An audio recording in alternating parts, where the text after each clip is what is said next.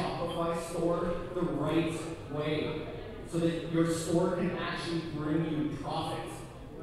Is anybody here, is your Shopify store a side hustle? Raise your hand, is it a side hustle? Is anybody here, it's your full-time thing? Okay, full-time thing, that's a whole bunch of us. Anybody figure out how to be wildly profitable yet? No? Okay, we're going to be talking about that, so stay tuned, it's one of the last things we're going to be covering. As Brandon mentioned though, and you look a lot like Kanye, in the best way possible, like the old Kanye. Okay, so this is going to be a pretty interactive session, and I'm going to kick it off right now, asking for a few volunteers. I want you to tell me, what is your Shopify store? Like, what are you selling? And who's the best type of customer that you sell to? Who wants to volunteer? What's your store? Who's the best type of customer that you sell to? My store is thriftthebunway.com, and my best type of customer is women 18 to 35 years old. Thrift the runway, so like that the runway the first boom. Okay, and it's women 18 to 35. Is your customer who's 18 different than your customer who's 35? Okay, now I just want to challenge everybody. I'm going to harp on every single person in this room to answer this. So you want to start thinking about it. And I don't want you to go too broad. Because somebody who's 18, do they have as much disposable income as somebody who's 35? They don't. So they're not buying for the same reason. They don't have the same cash in their bank. Okay, so we want to get really specific. Every Shopify store here, you don't just have one type of customer you sell to. You typically have 5, 6, 7 types of customer that buy from you. And I want to start by picking the best type of customer that you want more of. Following? Okay, another volunteer on this side of the room. What do you sell? What's the best type of customer that you want? Is this Lisa? Where's Lisa? I haven't met you yet. So the name of my company is the Seamless Factory. So my best customer is in the bracket of 45 to 55. They have lots of support. CMOS Factory, 45 to 55. They got disposable income. That's a good one. And then start coming back here now. As I'm walking by, just raise your hand if you want to share. What is your store and your best type of customer you sell to? 2 more volunteers. Anybody back here? Am I going into no man's land? I'm back here. Wait, were you thinking about the best type of customer that you sell to as I was talking? Raise your hand if you're starting to think about that a little bit. That's what I need everybody to do right now. Okay, so we need to picture who your ideal customer is. Because today, since Shopify was so nice to give us pens and notepads, we're going to do some work. And you're going to walk away with something truly profound that you're going to get to use for your store. So if you participate, it's more likely that you'll walk away with something tangible that you can use. Okay, so just jot down the name of your best avatar. When I say the word avatar, an avatar is a representation of a customer segment, where this customer segment has the same things in common. Right? So everybody is doing that? Yeah. Thinking aloud. Yeah. No worries. So everybody's doing this right now. I can see some pens moving. And the best way to do it, let's just say that I sold wakeboarding gear. Okay, so let's say I sold wakeboarding gear for the lake. What type of avatars could I sell wakeboarding gear to?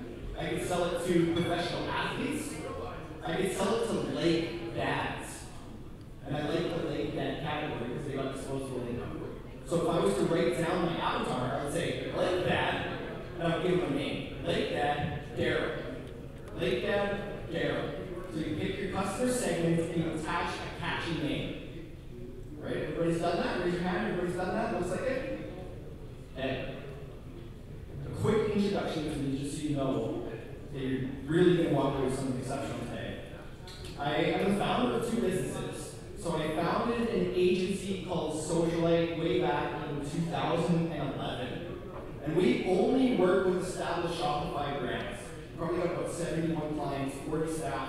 We're working every day in the trenches with businesses who are doing 200 grand a month, 500 grand a month, $1 million a month, $5 million a month, $10 million a month. So we're working with some pretty big brands. In 2022, we were given an award, pretty happy about it. It was Digital Marketers Agency of the Year. And in 2020, we launched a second business called Merchant Mastery. We're here today on behalf of Merchant Mastery. And with Merchant Mastery, we realized at our agency, it doesn't make sense hiring an agency when your store isn't ready. Has anybody had a bad experience hiring an agency where it didn't work out? It's pretty common. It's pretty common.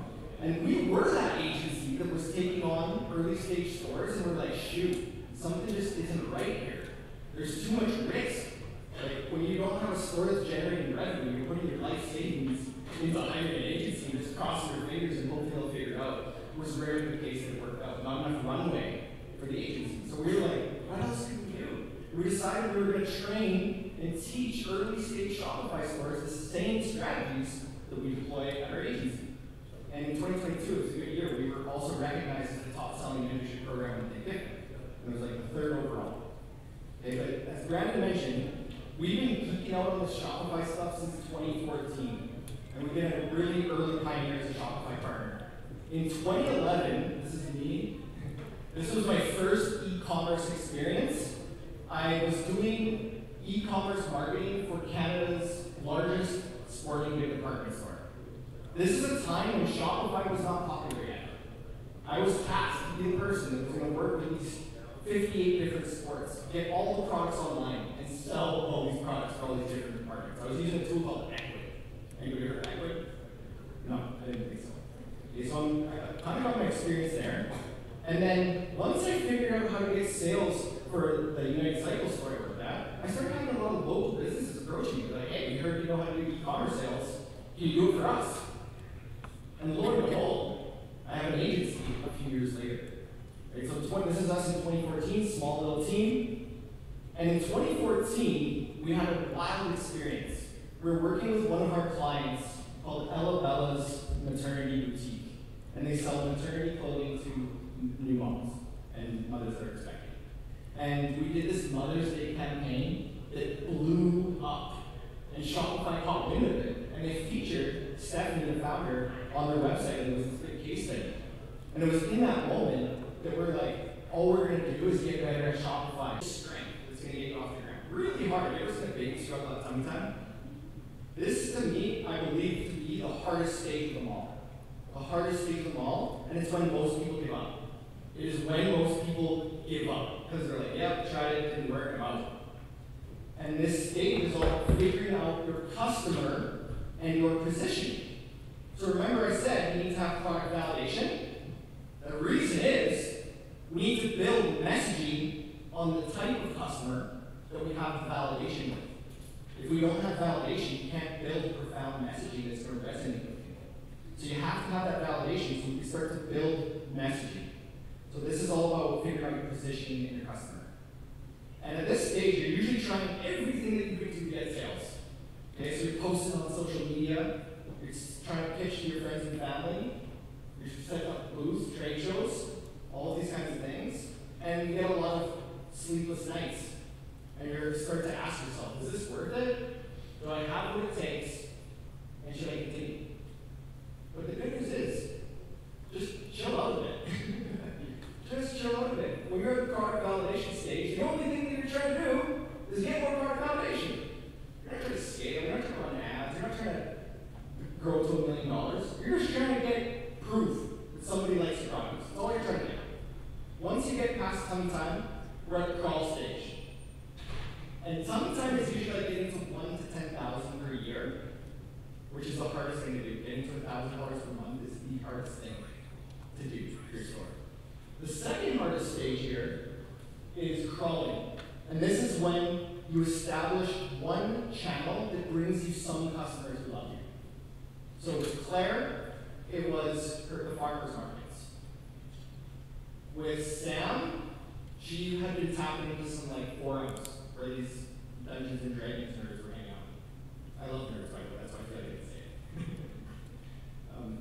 it. And you start to get what I call product market fit at this stage.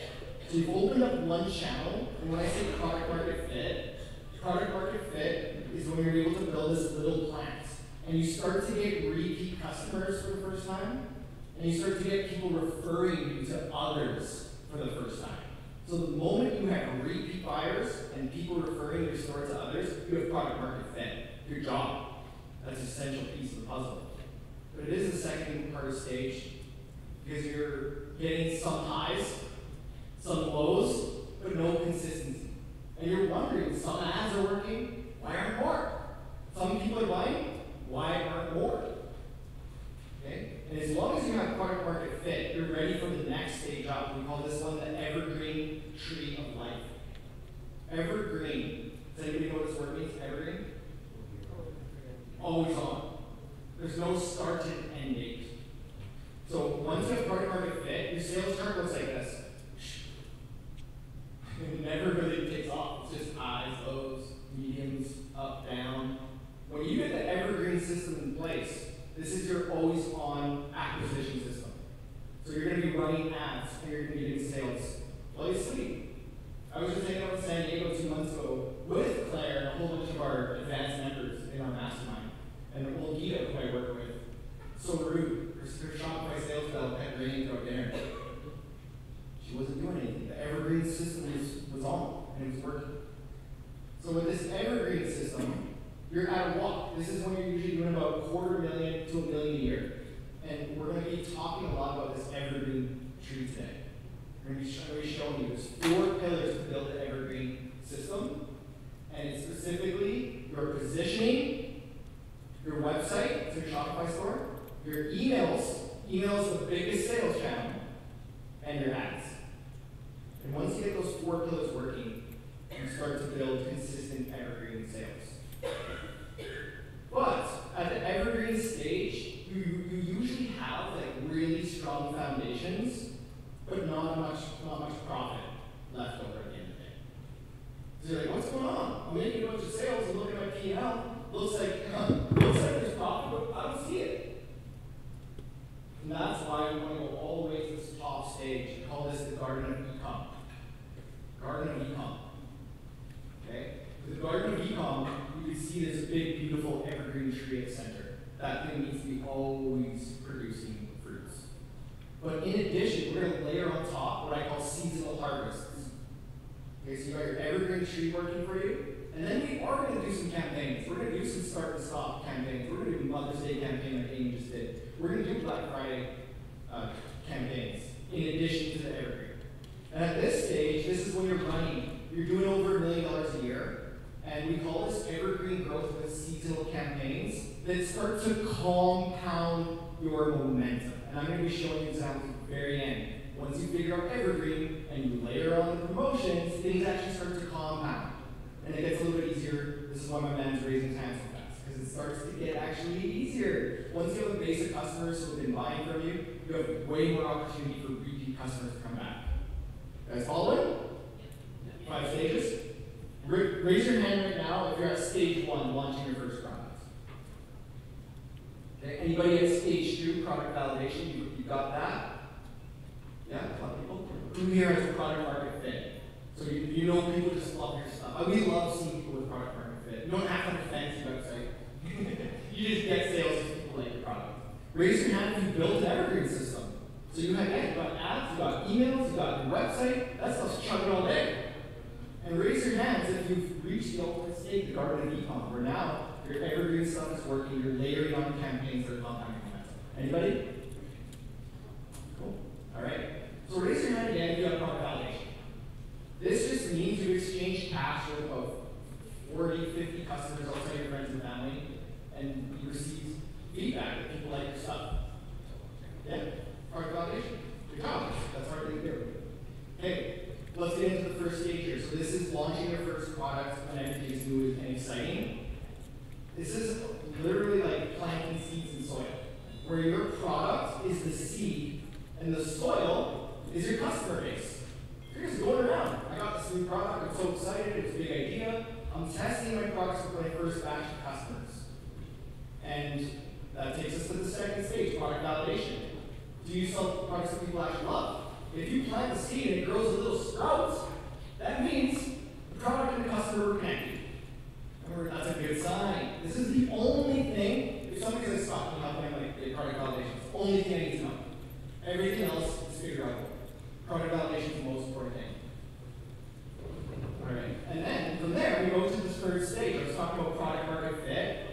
you want to ask yourself, do I get repeat customers and referrals? Just think about this for a second. A lot of you have product validation. I saw a lot of you raise your hand and say, yeah, I got product validation, I know it. I know it because I got the feedback from the customers, they love my stuff. But so you can have product validation, which means it's the right product for the market, but if you all of a sudden build your Shopify store and you position your products the wrong way, it falls flat. Your plant turns into my office plant here. It goes nowhere. But if you have product validation, so you know you have the right product for the right market, and you're able to position it to that market the right way, hey, we're off to the races right now. I'm going to tell you this one thing right now. I've probably worked with over 10,000 Shopify stores in my over a decade career. And I call this, when it comes to positioning, I call this the founder's curse. If I talk to any of you after, where are you hanging out with that? Come talk to me. Come get to know us. But anytime I'm talking to you, I always pay attention. And I see your eyes light up. Oh, I'm a subject matter expert. Is this amazing? All these products suck for this reason. Oh, and there's like so much passion, conviction, and heart. And I'm like, take my money. I want to try that thing. I want to try from the product category nerd. The person who's so nerded out over the product and their customer base, like, why would I look any further? But then this founder curse comes into play, and you all go to build your Shopify sites. That passion and conviction is nowhere to be seen. It's nowhere to be seen. And most people just talk about product features when they're building their website. That is only one ingredient of the 5 ingredients is features. So we're going to get into that. As long as you have that product validation and the determination to succeed, you could fail forward until you achieve product market fit. As long as you know there's a customer base that likes you, we're just going to keep trying. We're going to test our messaging until it clicks, and then we can take off. So, way back here. I'm sorry, before you go on, I just got a quick question about that. You might answer this later. When you're talking about positioning, are you talking about like where you're placing the product in front of the people, or are you talking about like marketing? So I'm thinking like retail. You can have a perfect product, but in the wrong neighborhood, you're screwed. Yeah. Right? So in we don't want to spread ourselves thin trying to help every kind of person who needs our help. We're just going to keep going and obsessed with Shopify. So for 4 years, between 2014 and 2018, we got really tight with them. We got invited to Shopify Unite, which is a partner conference. I was invited to teach about Black Friday, Cyber Monday on Shopify Academy. And you can see this photo here. That was in our office. That was the first ever Shopify Meetup we've ever hosted. Our Shopify contact was like, Scott, you guys are kicking butt. You should host a Shopify Meetup. We're like, what the heck is that?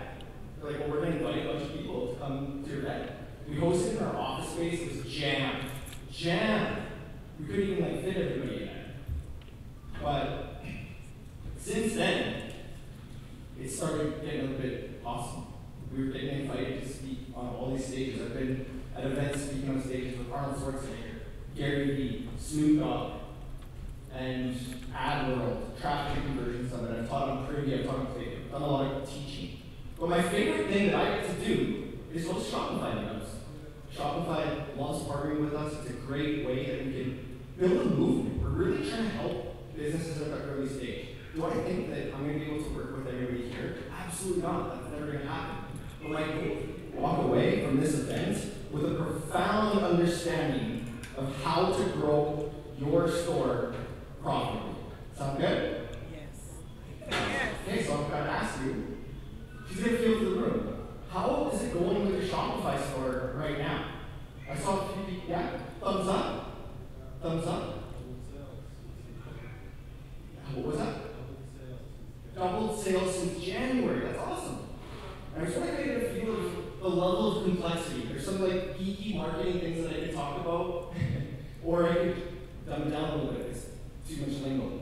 Okay? So who here is just trying to like, I know we saw a couple people who are thinking about starting, some people who are already on Shopify. Raise your hand if you've like hit $1,000 a month before. $1,000 a month on Shopify? 5,000? 10? 20? Oh, Amy in the back. I work with Amy, so she's good. Anybody doing like 50? 100? Yeah, all right. Okay, good work. Good work. Raise your hand if you've been feeling kind of stuck with your Shopify store.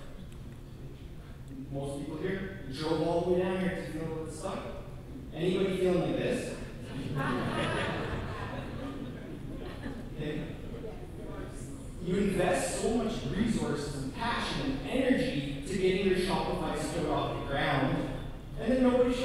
next day purchase, and you're feeling like this cow stuck on this fence, just moving away. You don't really know what to do. But if you're feeling stuck, believe me on this, you are not alone. In the past month alone, I've probably had about 100 Shopify stores approach me and tell me the same thing. They're like, Scott, Facebook no longer works for my business. So then they go try TikTok. TikTok doesn't work. They go try Google. That doesn't work. They try Pinterest and YouTube and Snapchat. And I'm here to tell you, no channel is going to fix your sales problem. There's no channel out there. What we need to do is work on fixing the way we position our products to our audience. So the problem is right now, everybody here should know, even if you're doing 100K, believe me, anybody who's doing 100K has been here before too. Getting customers is hard. It's easier. Gets easier. You saw how quickly that guy was raising his hand. Gets easier. Gets easier. But in the beginning, it's a bit of a challenge. And most Shopify store owners think that a new channel is going to fix the sales problem. Facebook doesn't work. It's got to be TikTok. It's got to be Pinterest. It's not going to be the channel that saves you. The path forward is we need to do a better job understanding our customers so that we can win their attention and ultimately win the sale. This means we need to fix how we position our products so that when we do get in front of customers, more customers say yes. We improve our conversion rate, like my guy in the back there. When our positioning is better, we improve our conversion rate. So I want you to remember this one thing. If there's anything that you walk away with, just remember this one statement. I don't want you to be a channel chaser. I want you to prioritize position. You guys down with that? Cool. Let me address the elephant in the room right now. Okay, so this is us, believe it or not. This is us. We're at a Shopify Meetup. I'm up here talking, and a few of you shared what you were hoping to learn tonight. You said, I want traffic, I want conversion, I want money, I want sales. If I promised to deliver on what you were looking for, would you be paying attention to me right now? Yes. I'm seeing a lot of people nodding. Why? Because I'm going to help you get unstuck and unlock your sales potential. Well, let's call it the elephant in the room. Let's picture for a sec that a real big giant elephant came barging in through that wall in the back and decided to sit its big stinky butt right here in the middle of the room. Would you guys still be paying attention to me, or would you be paying attention to the elephant? Why? What? Guys? We'll be thinking where we would run. You're thinking about the elephant because it's so dang bizarre. It's so dang bizarre. Even though I'm going to be sharing something with you that is truly going to be able to unlock your sales potential, even if an elephant came in here, it has nothing to do with the future transformation we desire. It's just bizarre. So it's going to steal your attention. And believe it or not, this is happening all the time on every platform when we're trying to communicate with your customers. If we're not like really specific to what they're going through, an elephant, a purple cow, some kind of clown can steal that attention real quick. Following? Okay, let's pretend for a sec that Facebook and Snapchat decided to join the party. They walk in back there, they're kind of hanging out. If they do that, are you guys giving your attention to me, the elephant, or Facebook and Snapchat? Still the elephant, right? Why? So dang bizarre. So dang bizarre. You're still looking at the elephant. But now let's pretend for a second that the air conditioning broke down. Air conditioning breaks down in this room. Big, stinky, sweaty elephant starts sweating bullets. We're all getting so hot and steamy and sweaty, and we're feeling really uncomfortable now. So all of a sudden, Facebook and Snapchat have this brilliant idea to put up a sign that says ice cold water. Where are we getting our attention? To the ice cold water now. And why is that? We're hot. It's speaking to our most immediate pain points in the moment. So we want to be able to speak the little nuances about your customer that only they would know. You're going to say something and they're going to look at it and be like, who is this brand that was reading my mind? And when we can do that, we have a really good chance of winning our customers' attention in a crowded sea of content and distractions. Following? You feel a lot of nodding over here. I like it. Okay, the elephant in the room is we can't master any traffic channel, whether it be TikTok or Facebook or Pinterest, until we master our customer. And I learned this the hard way when I was working at the United Cycle store back in 2011 to 2013, and I almost lost my dream job. You can see I was pretty devastated then. Because as I was tasked to build this big e-commerce initiative, it didn't work right away. It didn't work right away. I'm working with all these sporting departments. I'm working with bikes, hockey, baseball, rugby, football, and I'm just getting their products up. I know how to do tactics. I know how to set up ads. I know how to send out emails. I know how to set up websites. But it just wasn't taking off. And it was such a big initiative that they were like, I don't know if we can continue with this project, which implied I would get the job. So luckily, there was this one guy, Daryl Sanders. He worked in the hockey department. I wouldn't classify him as like an expert marketing guy. He knew hockey. He knew hockey really well. And anytime he would explain the hockey products to me, he was always talking about what that would do for the player. He wasn't like, we got fiberglass sticks. He was like, you're going to be able to take faster slap shots. That's simple. And he taught me this. And he's like, we got to come up with messaging that speaks to the benefit of the customer, not the feature of the product. Okay, so this was a quote he actually told me. He said, don't talk about your product features, talk about your customer's features. This is Daryl Sanders, the hockey guy. He's actually still a client of ours to this day. I really, really respect him.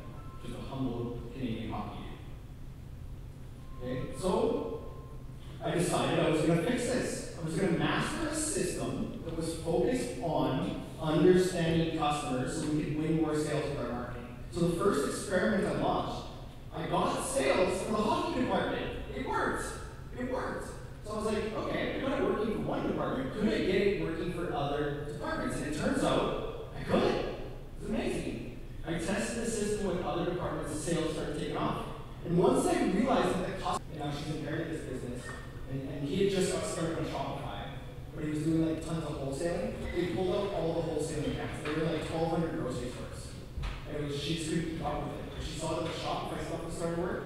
So we met her, and she was like, it was her dad that was like, I know figuring out tech is hard, I'm gonna do it. She was not like that. She was like, what the heck? How am I gonna figure out all this tech? She was crying on the phone. And I'm not, once you really get to know me, and I know Amy and Dawn and a few others that really know me, I like to go above and beyond. When we're going through mentorship, I want to be a coach. So I'm like, listen, I got this idea for you. Because Leslie, I just said to her, like, Leslie, first, before I show you the idea, do you have product validation? She knew exactly what I was talking about. She pulls out her phone, finds this photo, she's like, stop, this is a customer who snuck our Italian dressing into the Olive Garden. Okay? Like, can't you just use the Olive Garden dressing once? That's some validation. She doesn't want to have a meal without the dressing. Okay, so she was oozing with validation. So I was like, Leslie, we're going to be building a new train. You can like hire our agency at like cost. And we're just going to build a case study. You want to share it in our training program. Are you down to do that? She was down to do it. And we basically took this Word document looking website. Is that a Shopify store or a Word document? It's a Shopify store, believe it or not. We took this Word looking website that was doing around $1,000 a month to $60,000 a month in 6 months. And we did it with a free Shopify team. Because everybody's like, we were accepting the challenge. Everyone's like, have a fancy website.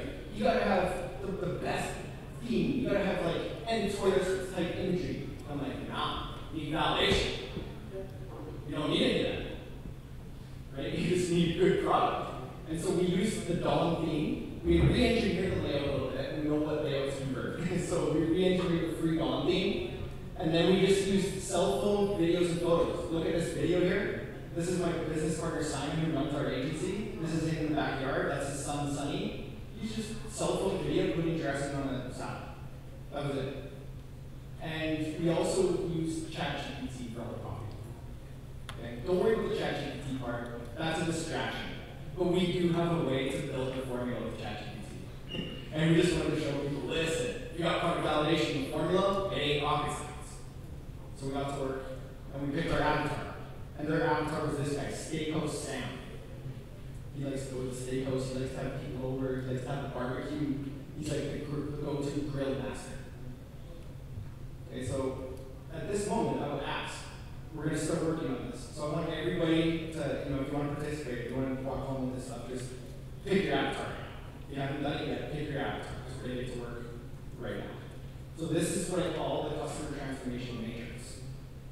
And we're simply looking at, on the left side, what the customer's life was like before using your product, and what it was like after using your product. So before, they were using some competing products, some competitors' products that made them miserable, they felt terrible. So we want to go deeper and deeper. As we go down the rows, it gets deeper and deeper into the motivation of the customer. Okay, so let's go through it here. So the undesirable situation on the left, if they were not using Reed's Italian dressing, what were they using? They were using basic brand name barbecue sauces and seasonings, which led to dull meals. And how did that make them feel? Well, Steak Sam's feeling uninspired to cook. He's bored, like cooking is a chore. His average day, this is one of my favorite ones, and this is one I'm going to be asking you, Philip. If you want to head start, this is going to be the one I ask you, Philip. The average day, if Steak Sam was not using Reed's Italian dressing, he doesn't cook often, he orders out a lot, which gets expensive, and he doesn't host friends. His status is how your peers judge you when you're not there.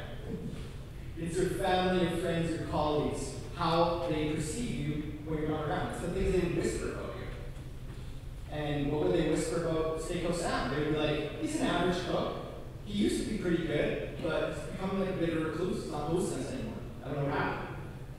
And the worst case scenario, if Steak Sam never buys the Italian dressing, what happens to him? Well, he lives a monotonous life. All because he didn't buy the salad dressing. Can you believe that? Monotonous life, nothing interesting ever happens, and he loses touch with his friends. But then he smartens up. He buys the Italian dressing. What does he have now? He's got this versatile, authentic Italian dressing and marinade. It's the best he's ever tasted. How does it make him feel? He's excited to experiment with flavors. He's feeling creative and inspired. How does that impact his average day? Well, now he's hosting friends every weekend. He has the best, most exciting, amazing barbecues on the block. And it adds a burst of flavor to every dinner that he makes. Okay? Now what are his friends saying about his status? He's the go-to grill master in his circle. The undisputed king of the barbecue pit is what his friends think about him.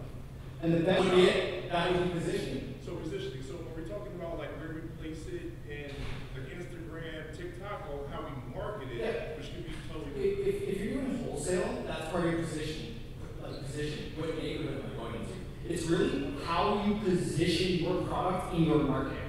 Do I compete on price? Do I compete on differentiation? Do I compete on convenience? What am I competing on? So we're trying to articulate why our product is so much more interesting than any of our competitors. So we're working on increasing the perceived value of our products with our position. And I am going to get more into this, so stay tuned. Last question. Who here's a stubborn entrepreneur? Does anyone annoy the hell out of your family members? They're always working on your business.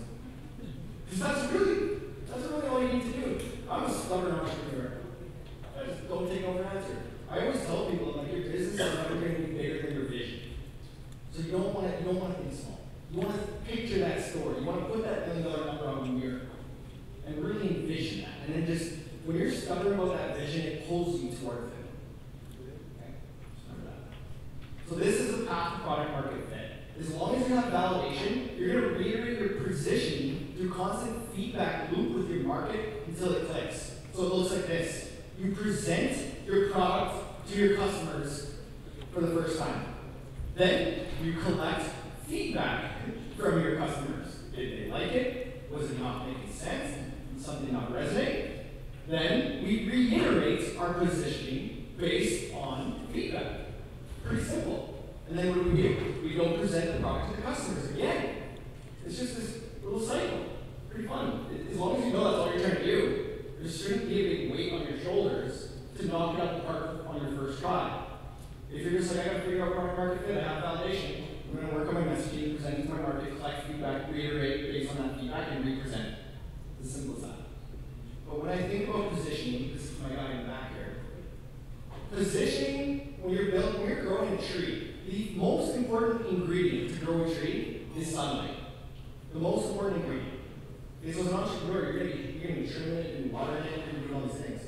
But positioning is the sunlight, and a plant can't grow without sunlight. So you want to position your products to shine bright in the eyes of your customer. It captures their attention and fosters growth. Okay, so once you've nailed your positioning, you can truly achieve product market fit. And it's time to build the evergreen foundations. So this is one of the most important things. Like when people come to us at Merger National, people come to us at our agency, this is what I'm talking, this is what we do. We're like, do you have validation? Oh, you got product market fit too? Amazing, let's get to work. Let's get to work. And we're gonna build these evergreen foundations now. We're gonna walk you through how it works. Okay, so this is stage 4 of this 5 stages of growth on Shopify. We're gonna master the 4 pillars of evergreen growth, which is your positioning, your Shopify store, email marketing, and ads. And so it looks like this, the evergreen tree of life. This is what a healthy, balanced, harmonious, profitable store looks like in a root tree. Okay? At the very root, right here, remember we're planting seeds in that soil, we got the validation. The first thing that we're going to do is we're going to build our messaging based on those customers that we have validation with. Then, we know we got the validation, we got the messaging ready, we need to build the base of the tree. The base of the tree are the assets that you own. So you own your Shopify store. You own your email list. Do you own ad platforms? No. They're kind of out of your control. Like, there's things we can do. But ad channels, we don't own. Our website we own, our email list we own. They are the most powerful sales tools. Your website and email. The most effective. Email should be generating 20 to 40% of all your sales. We are one of a few platinum Klaviyo partners in the world. And they will audit an account if it's not producing 20% of sales through email. So 20 is like a low bar. Our email director, Kim, she's not happy if a store is producing less than 35. Asking 35 or better for Kim. Okay, so this base, we're going to set up the website, we're going to get email ready, but what does the website and the email need to convert? Customers. So we build the movie theater, now we got to fill the seats. So the trunk of the tree here, this is going to be your first predictable sales channel that brings in sales every day, all day. Okay? And then once you figure out one channel, I know I was hating on multi-channels earlier. Do you guys think I'm a multi-channel hater? I'm not. I actually do a lot of advertising on TikTok and Google and Snapchat and Pinterest. We're like a premier Google partner. We are a priority Pinterest partner. We do lots of advertising on these channels. But I'm here to tell you, figure out one before you spread yourself thin. You want to figure out one channel. And for us, we do lots of advertising, millions a month we're spending on ad channels. What is the one that consistently works the best for us more than any other one? Meta, Facebook, and Instagram. It still is. We do lots of advertising on TikTok. It does not perform as good as Facebook and Instagram. So this is where we like to start. We don't want to start with Google. Because with Google, people are searching for the problem that they have. So they're like, oh, I got this problem, I'm going to search for it. And if your positioning sucks, you're going to lose the competition. One second. On Facebook and Instagram, people aren't there searching for your products. You're interrupting their day. They were there just to complain about stuff. Right? They're just there to troll people, wish people happy birthday, check out photos, and all of a sudden, they see a product and they're like, whoa, and they leave Facebook, and now they're buying from you. So that's when we know we have the right position. When we get people off the platform like Facebook onto our site and buying, now I'm like, okay, now we do Google. Because your position's good, you're going to outbeat the competition. Google's expensive. It's those high-intent buyers. And if your position sucks, you're just going to lose. All right. So we got the additional channels. And these are the 4 pillars right here of evergreen growth that I'm going to be showing you. And we're specifically going to spend time on pillar 1. So I'm actually going to be doing some exercises with you guys today. So get those pens out. Hopefully you were thinking about your avatar earlier. But this first pillar is figuring out your avatar, working on your messaging.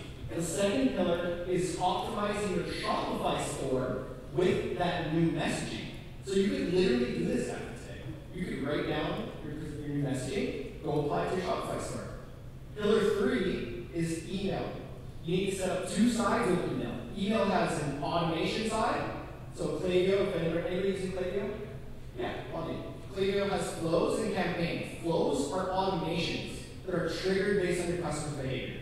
Things like welcome flow, post-purchase flow, abandoned cart flow, browse management flow, sunset flows. And there's like 12 or 14 that we use on a day-to-day basis.